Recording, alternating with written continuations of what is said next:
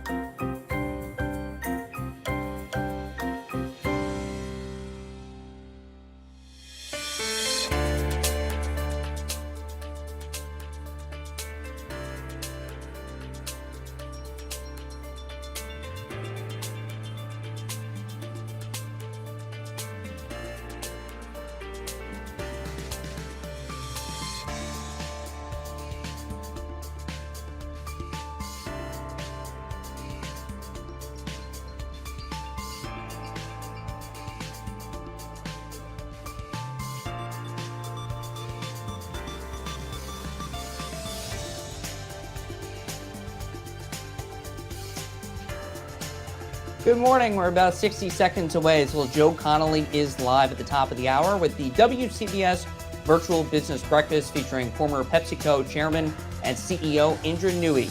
We invite you to share your questions. You can do that now by commenting on the page, and we'll get into detail of how you can do exactly that in a moment. So we'll see you soon. The WCBS Virtual Business Breakfast live. Joe Connolly live at the top of the hour.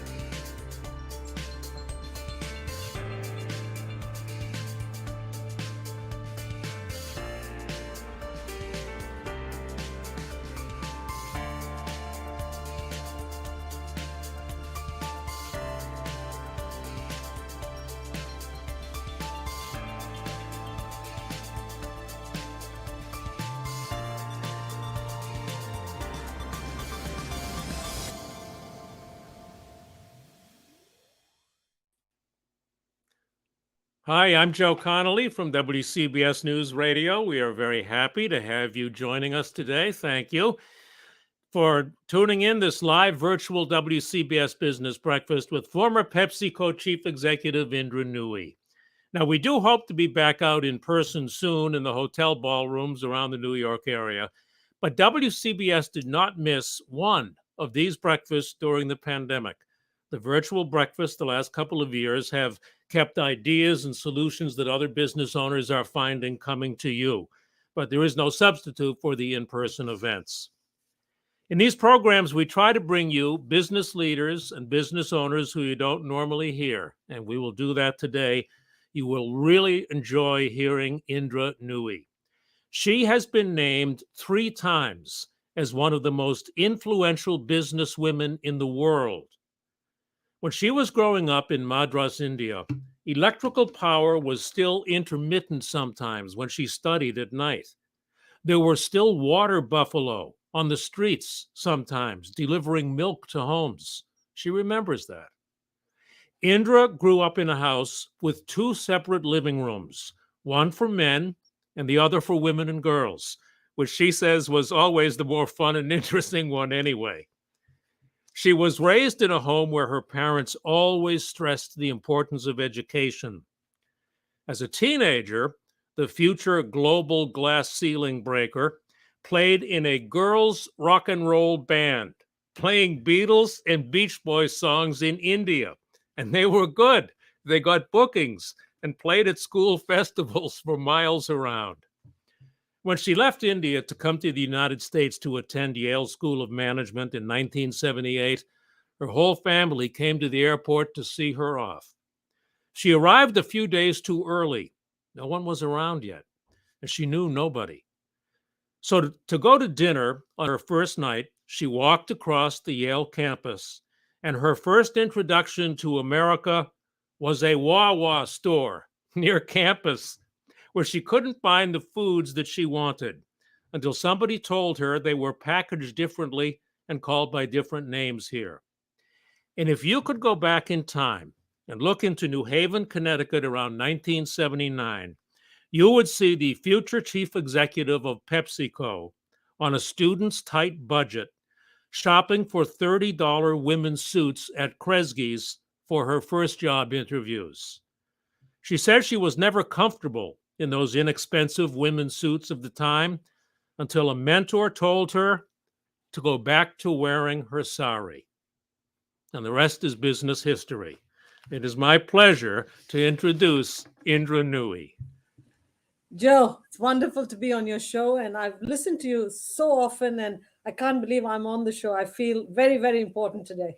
Thank you very much, Indra. What should business owners, people who work with her call her Indra. So, Indra, you're one of the few people who have achieved one name status. Okay. So we'll call you Indra. What should business owners be thinking about as we come out of the pandemic over the next several months? So let me begin by saying that small and medium-sized enterprises are the lifeblood of the country. We all know the numbers. They are 99% of the entities that exist, and almost 50% of the employee base work for small and medium-sized enterprises. So we have to start off saying they are the backbone of the country. Now, something happened in the pandemic. I think, we have huge supply chain problems today, but I think a lot of it is because we did not expect the economy to come roaring back the way it has post-pandemic. So nobody forecast the demand signal as well as they needed to. So all of a sudden, every consumer is out there buying because they are not going to restaurants or not traveling, and all that excess money is going into the market to buy goods, and there's not enough goods on the shelf. So we've got an acute supply chain problem, which impacts the small and medium-sized enterprises disproportionately because they don't have the scale to go out and get the products, and they get prioritized way down the list.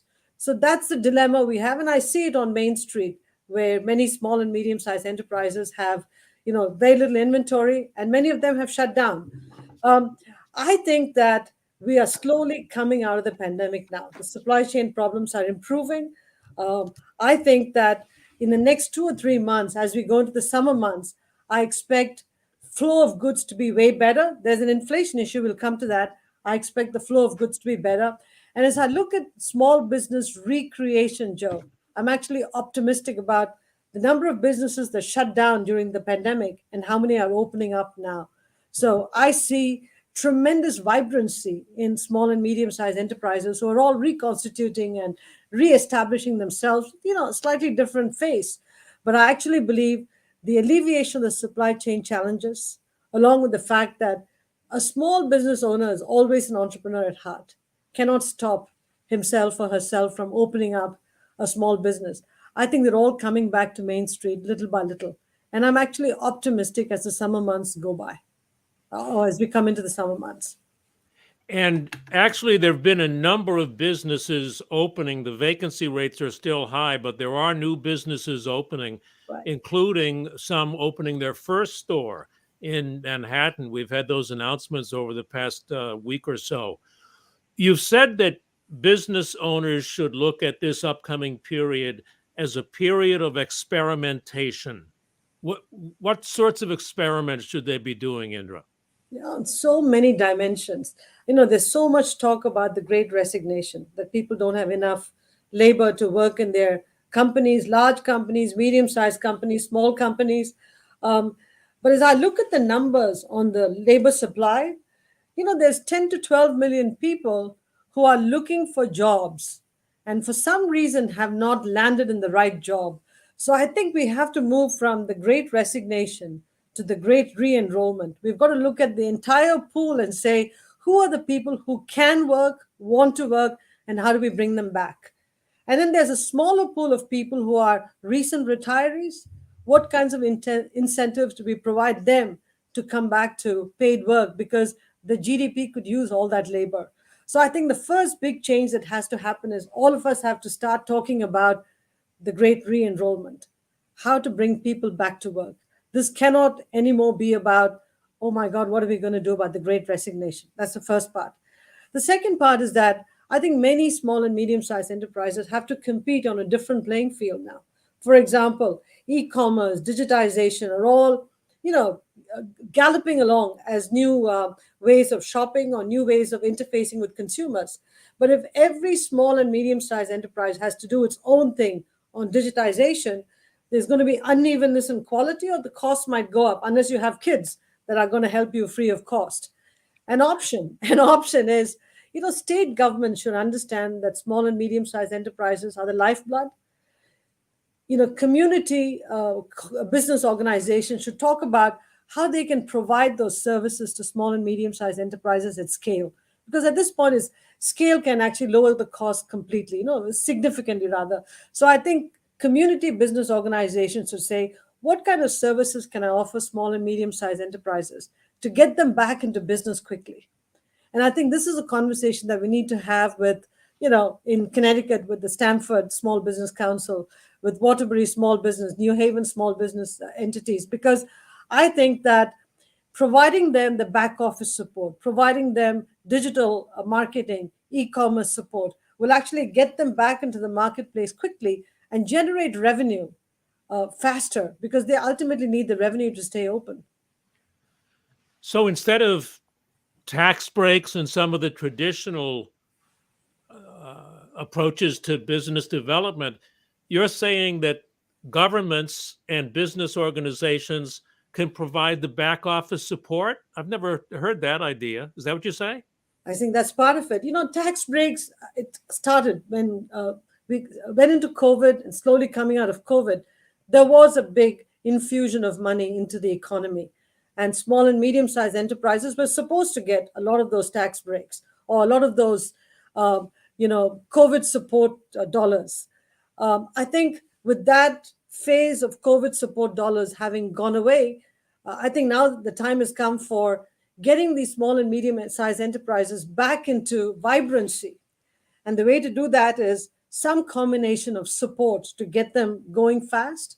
And if additional support is needed from the state or the federal government, that's a separate discussion to be had. Well, ask Indra about ideas on how to jumpstart sales right after this brief instruction from Neil on how you can send in your questions for Indra Nooyi. Neil? Yeah, Joe. So it's pretty simple. You go and basically comment on whatever platform you're watching. I'll walk you through it right here on my computer.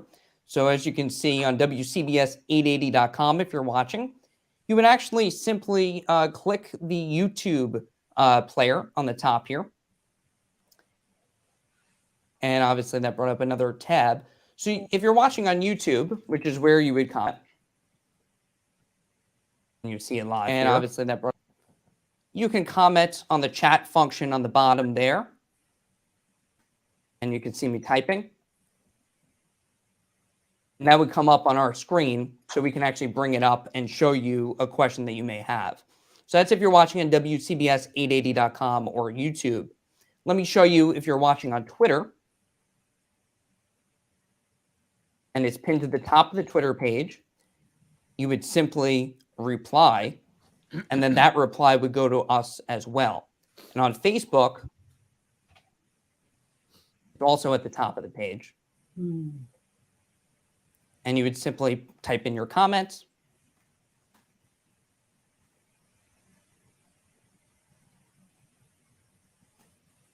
And that comment, again, would come up on our screen. And we'll show it and relay it to Joe and Indra. And one last thing, because I see a lot of people watching over on LinkedIn. And if you're watching there, the comment is on the right side, just like YouTube. And you can share your questions here. And then we'll take those questions, Joe, and relay that to you and Indra. Start them in. Indra, what are some ways that you think businesses can jumpstart sales and find new markets and grow faster? The traditional formula used to be find new geographies, export internationally. I mean, those are tall orders for small and medium-sized enterprises today to do on their own, because the complexity of exporting internationally or even sourcing from international markets is very, very difficult. So, I'll come back and say something that even a big company like ours had to do, because we had to think of each brand as a small business. I think we have to have the proposition for our business very, very clear. Why are we in business? What do we offer that's different from everybody else? And why should consumers come into our store? The proposition for every small business has to be crystal, crystal clear. And we have to deliver on that proposition.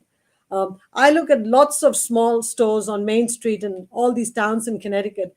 Some of them have a great proposition, beautifully curated items. People talk about them in other parts of the state and want to make a visit to that store a destination. Others simply sell national products. When you sell a national product in a small enterprise, you can't keep the cost competitive.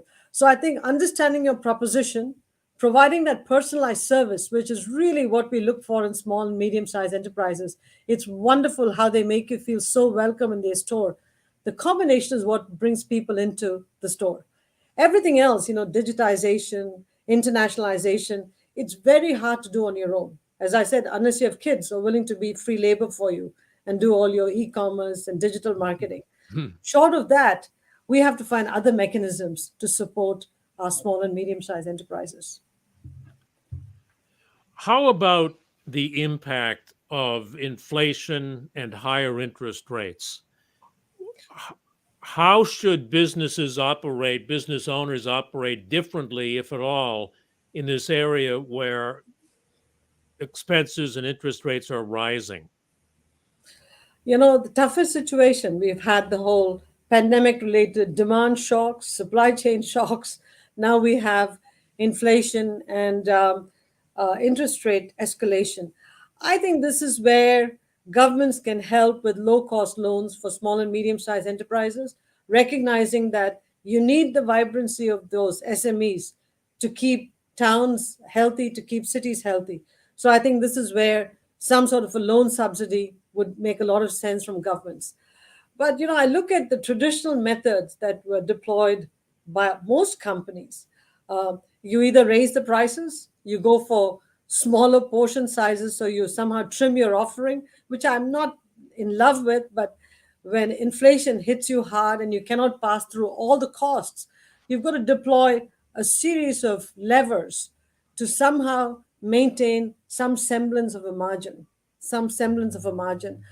Small and medium-sized businesses cannot cut too many costs because they already have very few people.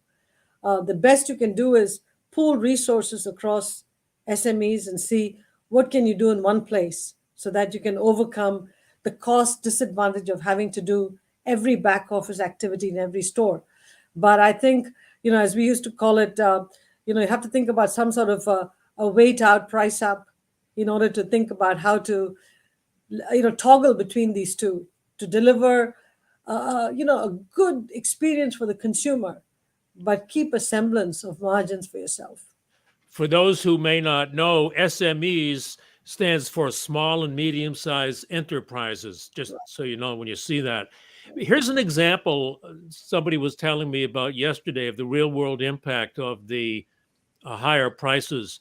A company makes equipment, medical and scanning equipment, and their customers now are asking them to be able to lease the equipment rather than buy it, because they don't want to spend the money to buy it. They want a short-term lease.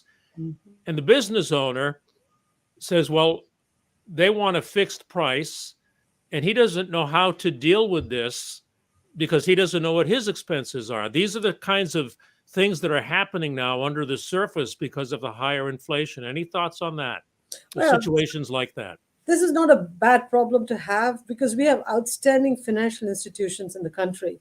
And usually they can work with businesses to structure financial leases that take the asset off the book of the small company or, medium-sized company and, basically put it on the books of the bank, which actually takes the liability for the lease. And then the lease payments come to the company and to the bank in terms of the service cost for the lease. So I think with the banks, if you work with them, you can structure financial leases. that make it look like a purchase, but not really a purchase. Do you think that businesses' profit margins will go down because of the inflation, Indra? It's a function of how much cost they can pass through to consumers. Right. It really comes down to that. Or, modify the product offering just a little bit on the margin to be able to toggle between pricing and what you offer. I don't like to shortchange consumers at all. But in inflationary periods, you're not shortchanging. You just have to think about, how much do you offer for what price? And start with money in the pocket. How much does the consumer want to spend for something? And play with these two levers judiciously. We'll get into Indra's thoughts on work-life balance and on how she keeps up with the onslaught of information. But first, let's go to some questions that you have sent in. Neil, what do you have? Yeah, Joe, we have a few good ones related to marketing, related to SMBs. This one comes in from YouTube. It's Jason Newman asking, digital advertising and social media have upended the traditional advertising model. They can also seem overwhelming for SMBs. How should businesses today be rethinking their marketing and advertising? Yep, this is a big one because so much is shifting to the digital world. Regular marketing is shifting to digital marketing, and then e-commerce is also becoming a big factor. Let's not forget that. And I come back and say, we have the Gen Zs and the Alpha generation after them who are so adept at all this technology because they live in that entire universe. And if you have kids who want to engage with you and give you the free labor to set up an e-commerce model for you or set up a digital advertising campaign, more power to you. But if you want to do it on a more consistent, systematic basis going forward, I really believe we have to explore within communities how we can develop the center of excellence for you and give it to you at scale at a low cost. Because if you try to do it all by yourself, you may start off well, but you'll have a choppy performance going forward because things change so much in this digital world. So I think we have to figure out in chambers of commerce, in communities, in business groups to say, hey, why not help small business and urban cores so they remain vibrant and the urban cores themselves, return to vibrancy. That's interesting too, because you can be up to date and 6 months later, it's starting to look a little old again. No, 6 months is too long. It might be 3 months.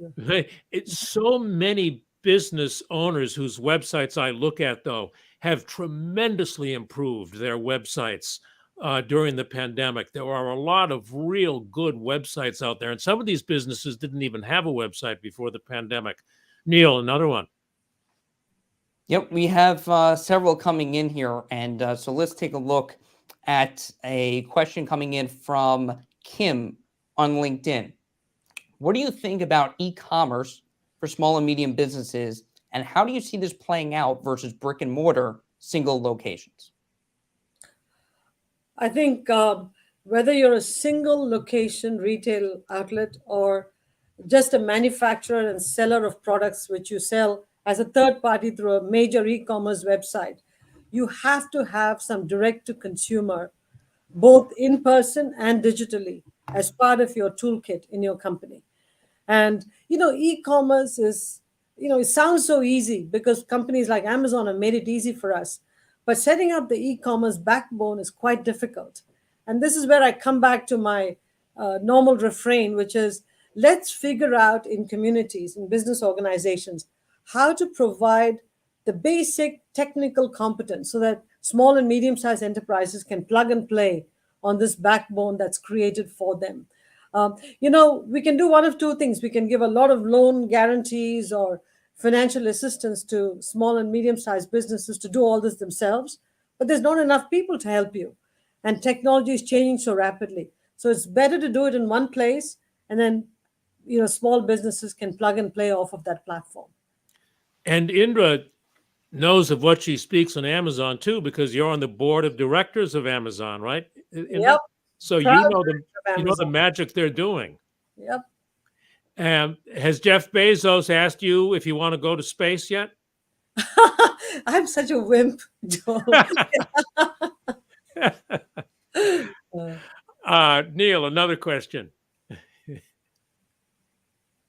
You're on mute, Neil. Neil? Oh, that's my fault. I apologize. So this one came in before Indra, the event, and this is related to what we're talking about with digital marketing. And Joe and I have obviously seen digital sales for a lot of people increase, even double. How do you attract new customers, whether it's through digital or even traditional channels? There have to be core principles that relate to both, right? Again, it goes back to what I said earlier. Your proposition has to be very, very clear. You've got to be a quasi destination. People have got to say, this particular store or this particular establishment or this particular service provides something that nobody else does or provides it better than anybody else. So there's got to be sort of wow, gee whiz factor to your offering. And if you don't have that, then it comes down to real estate, being in a place where there's a lot of foot traffic. So people see you all the time and just walk in. But along with real estate and foot traffic is higher real estate costs. So you have to balance the two and say, how do I make my offering so unique that people come to me, find me? Or do I pay the additional real estate costs? These are all tricky ones for small businesses, but I think with the right guidance from small business organizations, I'd start with states. If we did it from states, we could actually find a way to revitalize this incredible engine of growth for the country.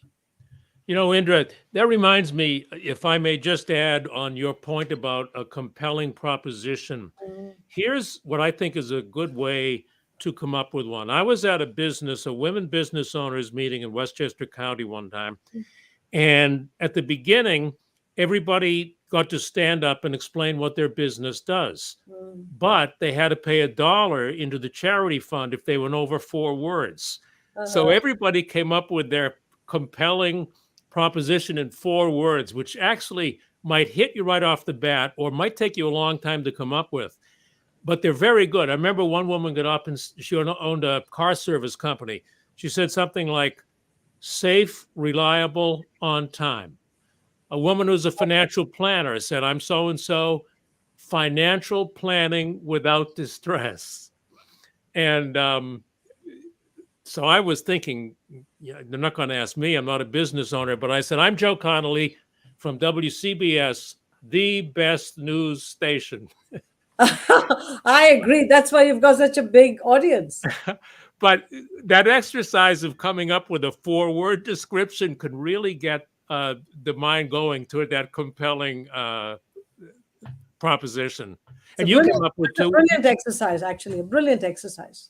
You came up with one, Pepsi Performance with Purpose, right?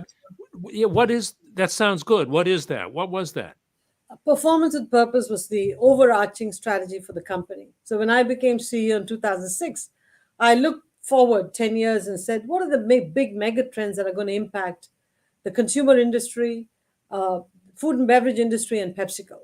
And what do I need to do today to retool the company to remain successful in, framed within these mega trends?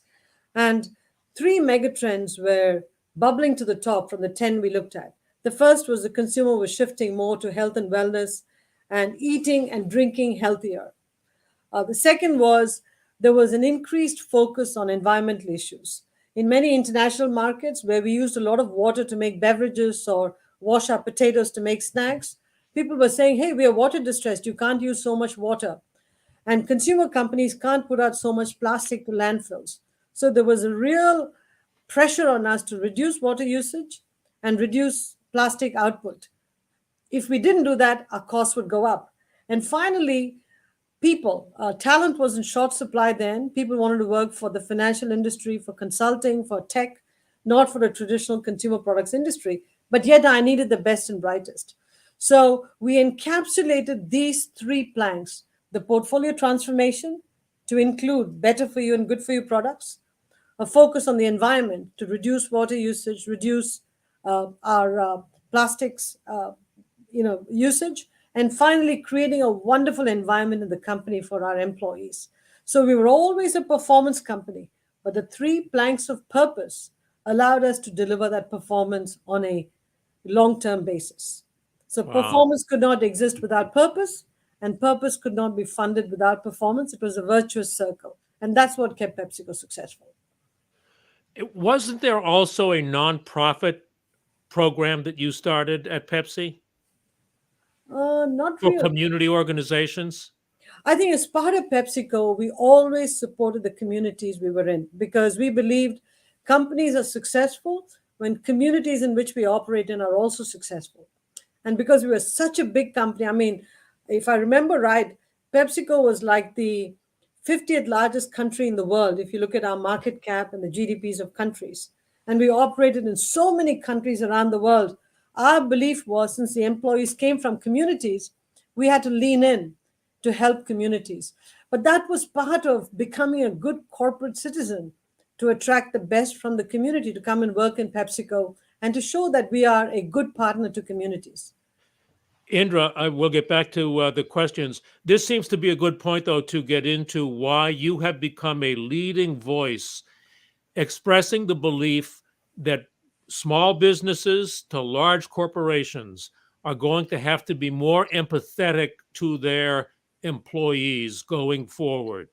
Explain why you think that and how that might unfold.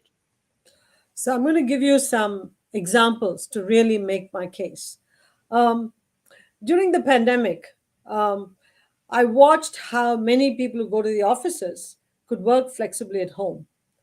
Nurses, many teachers, childcare givers, senior care center givers, truckers, retail workers, food service workers still had to show up at work. And when they had to show up at work, we never worried about who's going to take care of their kids because they were not in school. Teachers were teaching remotely, so they were not in school. So the question was, who's going to take care of these kids? We never worried about that. And many times the nurses and caregivers had to be away from home for 2 weeks at a time because if they went back and forth, there'd be quarantine issues and COVID issues. So I think during COVID, this issue came to the fore where it was obvious that those people who don't have the chance to have flexible work hours and work from home have got huge caregiving responsibilities themselves.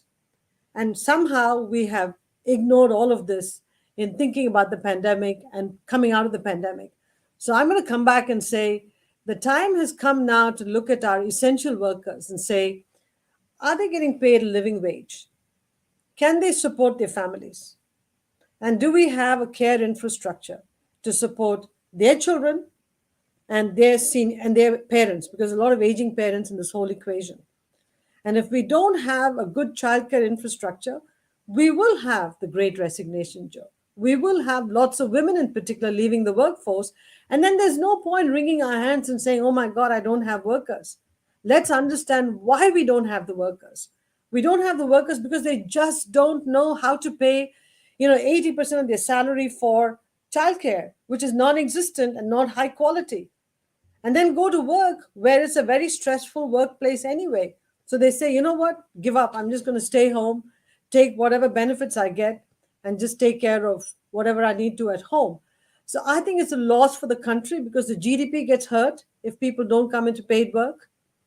And companies are going to struggle. Small businesses are going to struggle if they don't have labor. You end up paying more and more and more for the labor you do get, and it's not even consistent and steady. So I think we have a problem and we have a solution. I think we have to put the two together. And the way to put the two together to really think about the economics of putting the two together rather than saying people are just lazy, they don't want to come back.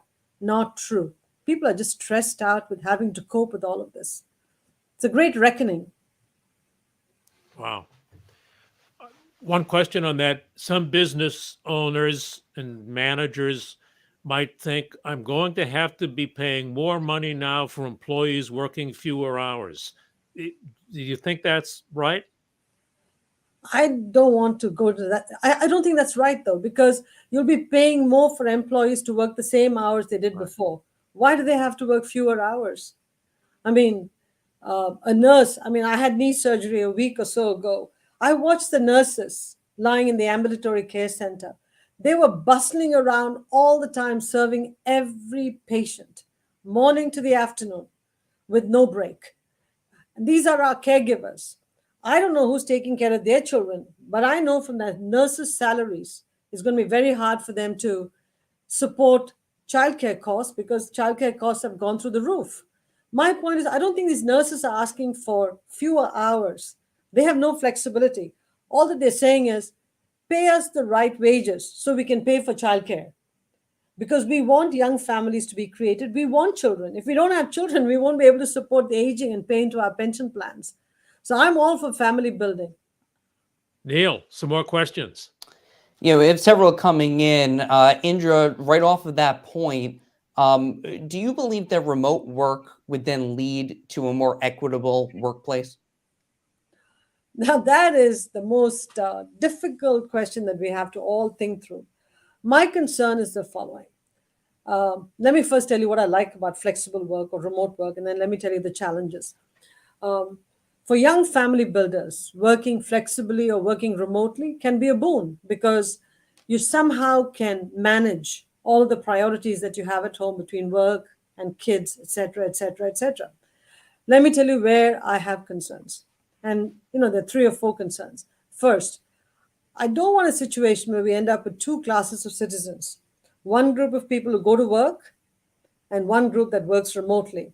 And the people that come to work are judged differently than the people who don't come to work. I would hate that. Second, if the office-going worker can work flexibly, but all the people working in factories, route drivers, truck drivers, all have to go to work, again, you're creating 2 classes of citizens. You're saying that all of these essential workers who get paid much less than the office-going worker is going to have to get up in the morning and get to work. And that's their lot in life.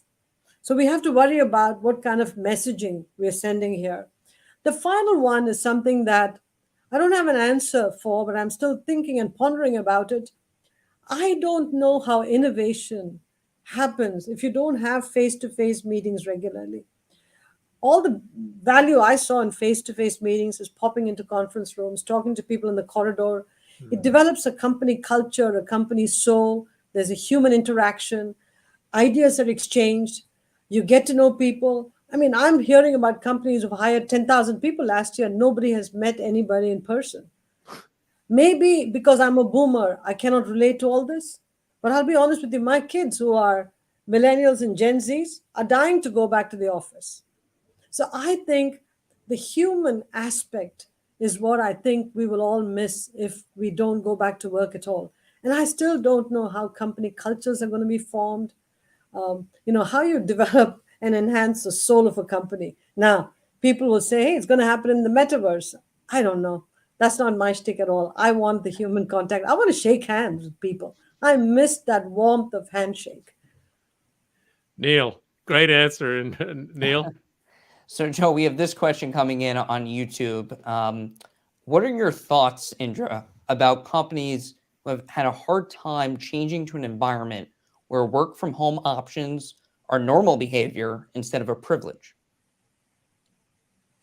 The pandemic has made it a normal behavior. It's normalized work from home. Companies ought to assess for themselves. Does their productivity improve, stay the same, or go down when you have work from home options? Whether it's normal behavior or privilege, I just think we should sit down and say, what does it do to productivity? What does it do to company culture? What does it do to people development? Because what I don't want is for somebody to come back and say, I didn't get promoted enough because I was working from home. If people don't know you, how do they know whether you can manage people, whether you can move ahead? Maybe the younger people can do it in the digital world. I would have a tough time doing it in the digital world because I come from the older system where eye contact was important, a handshake was important, body language was important. All of that you judged when you met a person in person. And so I come back and say the next 18 months is a period of experimentation. Figure out the right model. 4-day work week, 3 and 2 work week, whatever it is, figure it out. Do all the experiments in different groups. Companies should exchange best practices. I don't think we should swing the pendulum to all flexible work, to everybody come back to work. That kind of thing is not going to work. But while we do that, I want us to do one other thing. You have to think about urban cores. Urban cores succeeded because a lot of people worked in downtown areas. lots of small and medium-sized enterprises were dependent on people coming back to work. So if you start to hollow out offices, you're basically hollowing out all those businesses. So you have to think hard about impact on the economy, how we're going to rebuild all of these urban cores, because they're all important to the vitality of a city. Let's get as many questions in as we can. Neil, go. Sure, Joe. So from the business owner's perspective, how do you, protect yourself? Talk about self-care for business leaders. Keep yourself healthy, be able to work remotely, sometimes hybrid. What do you say to that? Because obviously, the leader is only as good as if they can keep themselves healthy and safe and protected for the team. Neil, I'm not a poster child for exercising and meditating and all that stuff. I want to be honest with you. I always thought that if I exercised or meditated, that was a few minutes away from doing the work of the company, which is really unfortunate, because if you don't keep yourself healthy, if you don't have a clear mind, unless you're wired differently like I am, you cannot make good decisions. So I'd urge everybody, allocate some part of the time of the day to you, to your self-improvement, to your health, time for you, and just de-stress, because the world today is very complex. Too many things are changing. We have to be lifelong students. Technology is upending everything we do. You come to work a week later and everything has changed in the world around us. And so I'd say people have to allocate time in a very disciplined way for themselves. And in today's confused world, if you don't do that, it's a surefire formula for sort of stress, the kind that debilitates you for a long time. But that means you can't get to some things, right? You have to allocate and prioritize. Yeah. You have to delegate also if you have good people. Neil? This one I think you'll both like. This is from LinkedIn and a Mr. Keller. What would you like to see colleges doing to better prepare students for today's workplace? Do you want me to answer this, Joe, or do you want to do this? Yeah, of course you answer.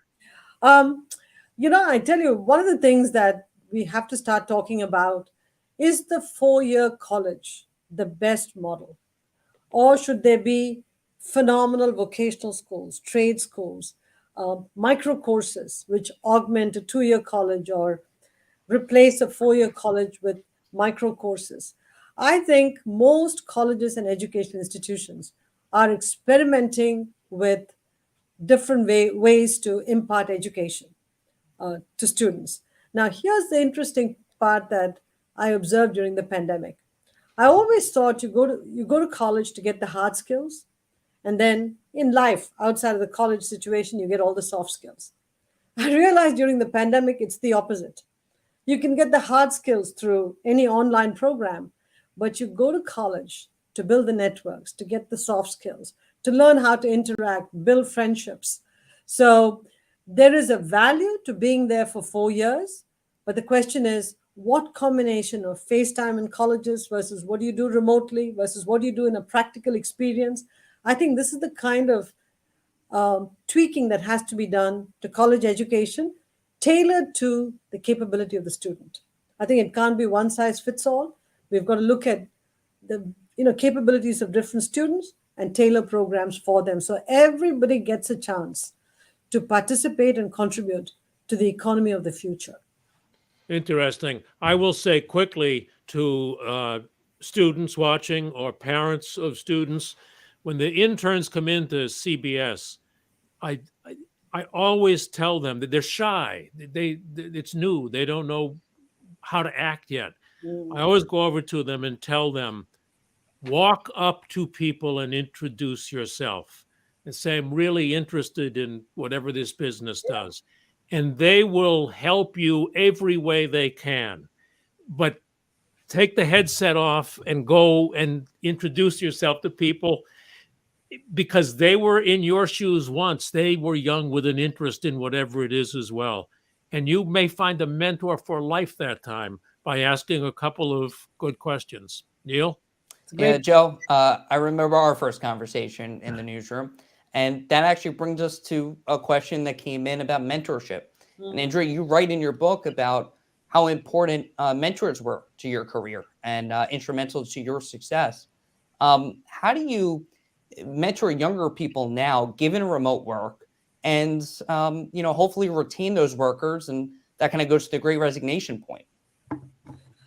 Mentorship is a big job. It's a noble job. It's a big job.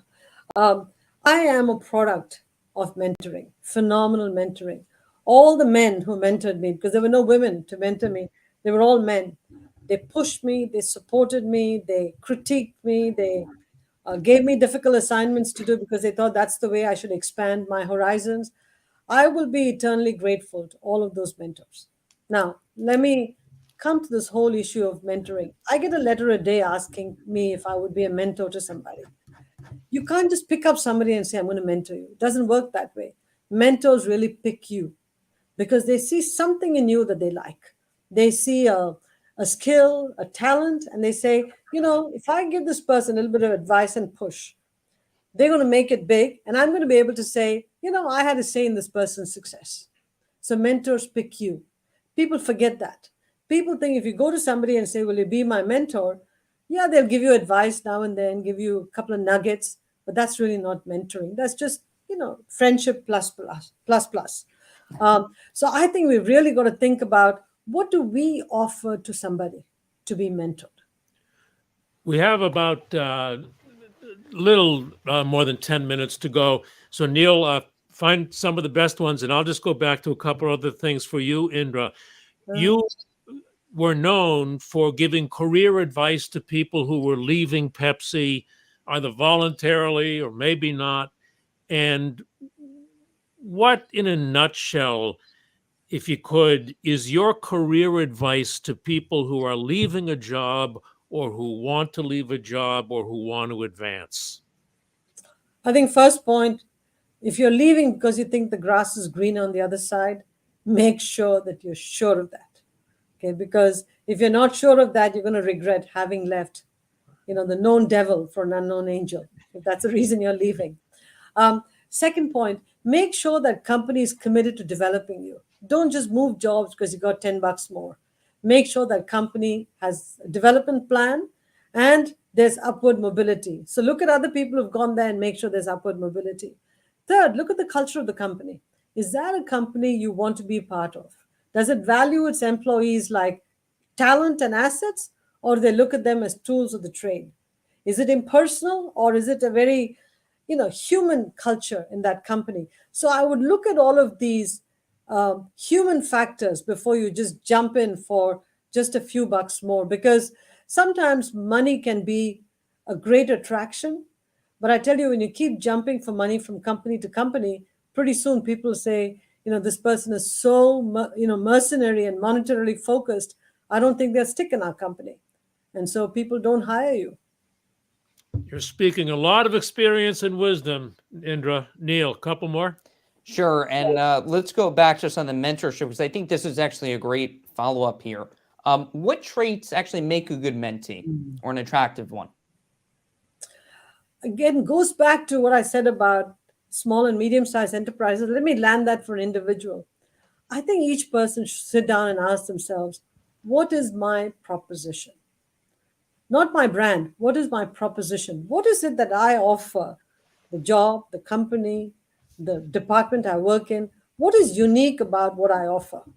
What is it that people say, hey, if you've got a problem in this area, go to Joy O, because she will have the answers, because she showed us time and time again that she's an expert at this.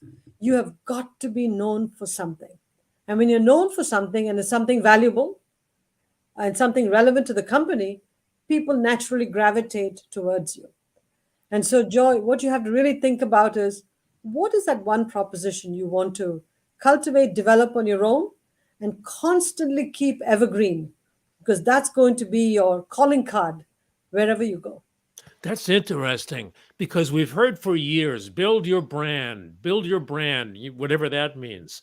But you turn that around. Build your brand is pushing out. Build your proposition means here's what I have for you, right? That's exactly right. You can't have a brand without a proposition. When you have a brand without a proposition, it's just hand waving. It's got to be rooted in a very strong proposition. Indra, how do you keep up? You're known for having read 500-page long reports because people took the time to write them for you at Pepsi staff. How do you find the time to just keep up with everything? Well, I speed read. And I just love to read. I love to read. So I devour books. And I might read 3 or 4 books at a time because in different parts of the house, different books are there. And every time I go from room to room, I'll pick up a book and read another 50 pages and go on to the next room. So any topic that interests me, I'll go get the articles, the books. I might talk to experts. I start to dig deeper and deeper and deeper. And then I'm You constantly described it as looking. curiosity. You said just look at it as being curious. Oh, this is interesting, as opposed to looking at it as an endless chore. I mean, it's insatiable curiosity that keeps me alive. It really is. And I think if you don't have that insatiable curiosity today, you could atrophy. You could atrophy. So when you have that sort of curiosity, it becomes like a discovery. Let me find out more about this. Let me find out more about this. Let me talk to people who can explain it to me in a simple way. And again, you have to think of it as a big T, Joe, because you can't learn everything about everything. Think about all of the disciplines you want to know little about, and what do you want to go deep in, and what do you really want to understand deeply. Because if you try to go deep into everything, you'll go crazy. But draw the T for yourself and say, what all do I want to focus on and know a little about? And then what do I want to really get deep into?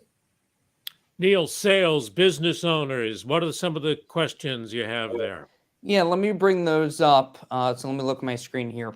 So a couple came in early on in the program, back on the sales point. People always want to know how to sell more. Yeah, and looking at traditional retail, what are some of the common missteps that retailers make in advertising? A couple of questions on TV advertising, if that's sustainable anymore. What are your thoughts on that, Indra? One of the things I used to always challenge my people is that when you have multiple brands in a company like ours, each brand should be separated from the other. They shouldn't sit on top of each other. Each brand should have a clear proposition, a statement that supports it. I think one of the things every retailer should do, or every company should do, is figure out what the distance is between its proposition and the other people in its competitive set. You've got to have a selling proposition that's unique to you. Because if you're just one of the others, then it becomes a price-based game. Or could be a quality game, but you can put that into your proposition. You don't want to be in a give me 3 cents less game. You want to be in what Joe said earlier. I'm going to give you the greatest after-sales service and the highest quality product. And you've got to make that a commitment and a promise. So if you can shift the debate away from it's got to be the lowest price always, then it becomes a race to the bottom. And that's not a winning proposition at all.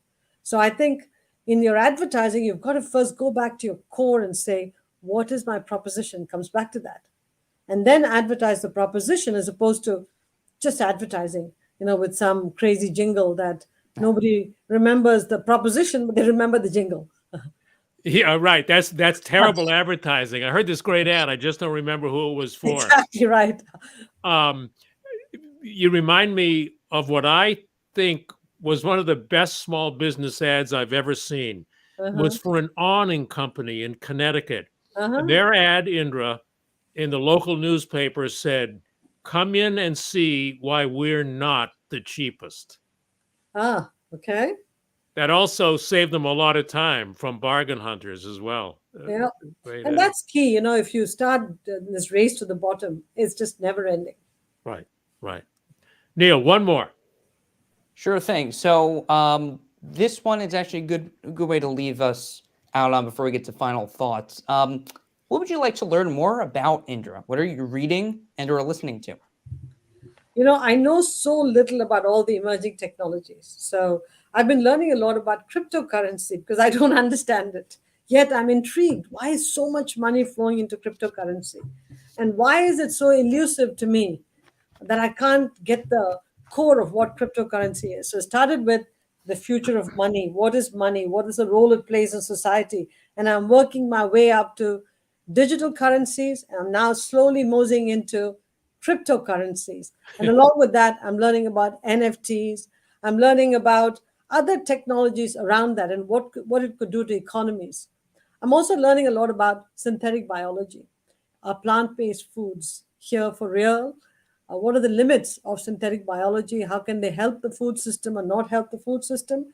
And how can they help improve our health? So overall, so I am fascinated by these new technologies that could have a profound impact on our quality of life.